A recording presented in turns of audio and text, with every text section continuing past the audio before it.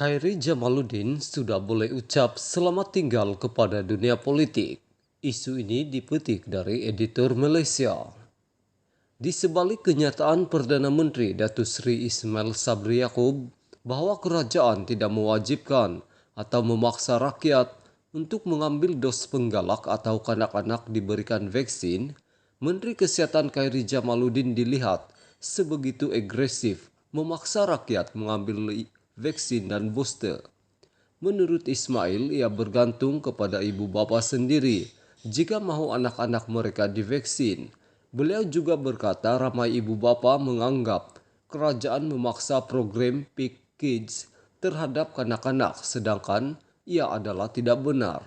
Rakyat menyambut baik kenyataan Ismail Sabri namun tetap kecewa dengan pelaksanaan dan pemberian booster oleh Menteri Kesehatan Khairi Jamaluddin yang dilihat seperti memaksa rakyat.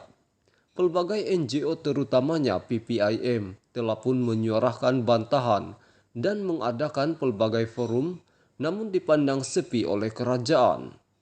Walaupun kenyataan Ismail ini dilihat melegakan, ia tetap tidak menyelesaikan masalah yang dihadapi oleh rakyat dalam isu pelaksanaan dan pemberian vaksin serta booster.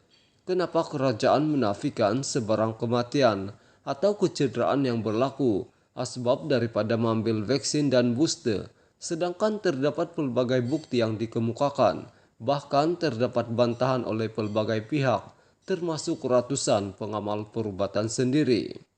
Di sebalik kemelut ini, apa salahnya jika rakyat diberi pampasan sekiranya berlaku apa jua masalah dalam masa 2 minggu pemberian vaksin dan booster tanpa mengira apa jenis pun sakitnya dan komplikasi yang berlaku.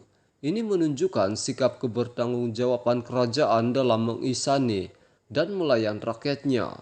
Usah kedekut, uang pampasan yang diberikan bukanlah harta milik bersendirian Perdana Menteri ataupun jemaah menteri, tetapi hak rakyat yang perlu diberikan jika berlaku sesuatu yang tidak diingini ke atas mereka. Selain itu, kaedah ini juga akan menunjukkan bahwa kerajaan meyakini dan tidak takut dengan sebarang komplikasi yang berlaku daripada program pemberian vaksin dan booster mereka sendiri. Dalam masa yang sama, ia akan meningkatkan keyakinan dan menghilangkan keraguan rakyat terhadap program vaksinasi kerajaan. Selain itu, cara kerajaan yang tidak konsisten juga menimbulkan kemarahan rakyat apabila kononnya berlaku peningkatan mendadak Omikron. Namun dalam masa yang sama, kenapa pula Mahyadin selaku pengerusi Majelis Pemulihan Negara mengumumkan pelancong luar negara tidak perlu lagi menjalani kuarantin? Bukankah ini bertentangan dengan ketakutan kerajaan terhadap Omikron? Malah begitu robust dalam memaksa rakyat mengambil booster. Apapun, rakyat tidak akan lupakan hal ini. Asbab daripada kegelojohan Khairi ketika menjadi Menteri Kesehatan itu pasti akan dibalas oleh rakyat kelak.